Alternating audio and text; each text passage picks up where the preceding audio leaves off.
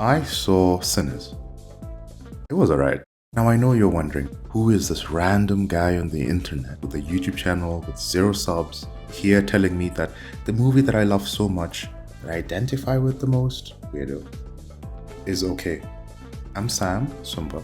In the day, I'm 6'1" black Bumstead. In the night, I'm your grandmother's sneaky link. Now, let me preface this think piece by saying this. Ryan Coogler is a god to me. I grew up watching the Rocky films. All of them. It's the one thing my father, a cinephile, almost forced me to do. But I grew up loving them. How quirky, how silly they are. But time went on and I realized I needed more things to bond over. I didn't have any of that in my life anymore. Of course, we got Harry Potter to fill the gap. Then we had Marvel doing their thing. But nothing kind of took me back to the silliness of the Rocky films. When I heard that this random black guy was coming to reboot the Rocky series, I was scared. I didn't know how to feel about my favorite movies being touched. Lo and behold, Creed 1. Which I think is one of the greatest films ever made. I respect Coogler's work in this. How gritty and at times humorous this movie can be. It impacted me in such a massive way. What I expected of actors, what I expected of a director, what filming certain scenes should be, the impact it can have on an audience, on me, color, sound. Ryan Coogler directly influenced how I view cinema as an adult. Naturally, you take up other influences, and I'm grateful for their impact in my life, but I think because I experienced Coogler's work, I think in a time of teenage formation, separation, and rediscovery, he just means that much more to me. So naturally, I watch everything he's done. Everything that he has made offered me a different perspective on the filming experience. And I think as a viewer, relearning what a filmmaker wants me to experience. So I say that to say this now. I think Sinners is Ryan Coogler's worst movie. I wish I had more to tell you about this movie other than it's just Vampire Diaries for the niggers. I believe that we now go to movies, unfortunately, as black people, with a mechanism that I have now coined as nigger that was us glasses. See, I feel that experiencing that time period of extreme subjugation and regurgitated malice clouds your opinion on a film. But I think if I speak on my experience, it's frustrating. I find myself pining for more. I know Ryan Coogler is much more capable of producing a cinematic experience that is, for lack of a better word, revolutionary. But in this case, I feel this is the most wait for it to come out on Blu-ray movie. Now, this is my argument. Ryan Coogler has made an extremely simple vampire story. We've experienced these, at the very least, as a Vampire Diaries lover. I would have expected him, spoilers, to change what is known of the quote-unquote bad vampire experience. Because really, at the end of it all, that's what this entire movie is based off of. One cliche. I am not kidding. The entire movie is based off of one vampire cliche. The let me in gimmick. That is it. And here's the thing. I had no idea that there'd be vampires in this movie. I thought this would be another, hey, this one actor is acting as two people. You have to watch how we're able to blend the scenes and watch them do cool stuff like passing items to each other, how they would fight in the same space against the KKK. What awesome retellings of this time period could you create, or I guess some trope, for lack of a better word. What would you do if another cop called you a nigger? Or worse? Would that happen, sir? She. But no, we get, hey, shit was really bad for us in this time.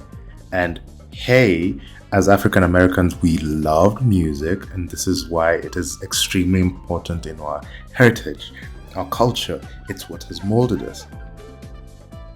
Okay, We have this one white girl, she's bad, who all of a sudden is extremely important to us, or she was, and we lost her mom, and she must have been an extremely important person in the community, which is why everyone holds her in such high regard. But I think that's it. Oh yeah, and vampires. That's it, guys. What happens to the Indians? I would love to know their retelling, what it was that they were doing, why they were chasing him. I thought they would come back, they didn't. We did some juge. Okay, awesome. And that's my issue. We have a 2+ hour movie where half of it is, hey, this is the Negro experience, or was the Negro experience.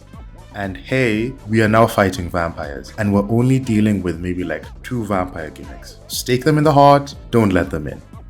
Maybe I guess you can add the sun, or the fact that if you can stab the main guy, that the other guys will die. But of course we find out that that's not the case. I do not think this is a cinematic experience. I think this is a 2 hours you can watch it at home experience with your partner. And you can glaze Michael B. Jordan. And of course, credit the fact that he is still a really decent actor. When he puts on, I hate that this will stick with him forever in my head. When he puts on Killmonger mode, it's awesome. He's direct, he's quippy. Everything about him has this sense of gravity that pulls you in as a viewer. You want to see what Michael B. Jordan does next. But at times, I feel like this is wasted. There's an entire section where the group looks at him and is like, damn, you're really just gonna wait here and think. And I guess the scenario around him happens and he doesn't turn out to be the big dog. The only time he becomes the big dog is at the end. Now, I know I've gone this entire video without talking about the scene. And of course, I told you that this movie touches a lot on the African Americans' appreciation of music. What I love about this scene, not everything is negative, is the fact that it acknowledges not only the African roots and love of music that has transcended generations and now races. I love that the actual music being played was really nice. I watched it in an Atmos theater and it was mixed really well. It was a banging track. My issue, however, is this holds no weight. We have varying styles of music being blended in. I understand. We have someone who looked like a Maasai in the corner. You had an old-timey Asian lady dancing. You had, of course, now modern-day girls twerking. You had a new African rock star. I don't know who that is, I'm sorry. You had, for whatever reason, a DJ. This feels like the cherry on top of the cake, but the cake was a really dry carrot cake. Can you imagine putting a cherry on top of a dry carrot cake? They don't do that. Which is why the scene sits alone and sits in a void. They try and tie it all together, of course, from the very beginning by telling you that there's certain people who are just so damn good at crafting sonic spaces that their efforts transcend space and time, that they're able to call about specters from the past to be with you.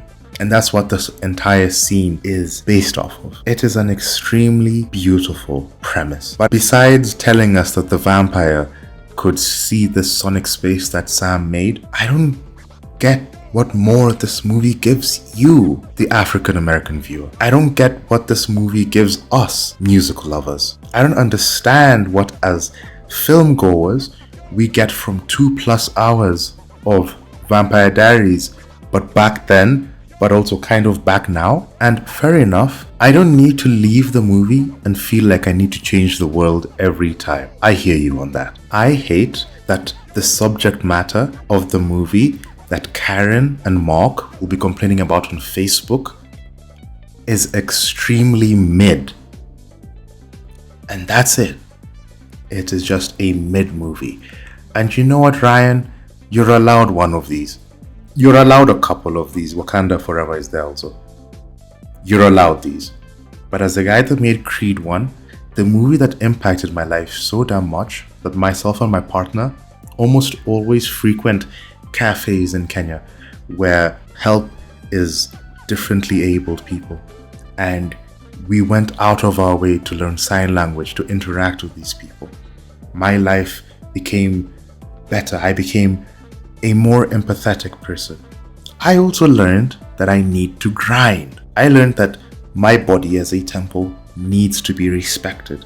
I need to put in the hard hours, and that not everything will go my way. Maybe that is typical of a come-up story, especially in boxing or any movie that involves sport. But I would expect a movie based in this time period about this subject matter to have an even more profound effect, not only as a human being, not only as a film goer, but as a black person. And maybe a Vampire Diaries lover. Well, thank you for making it this far into the video, and if you did without getting nauseated by my voice, type in the comments, I didn't puke. If you like this video, I'd appreciate it if you hit the like button.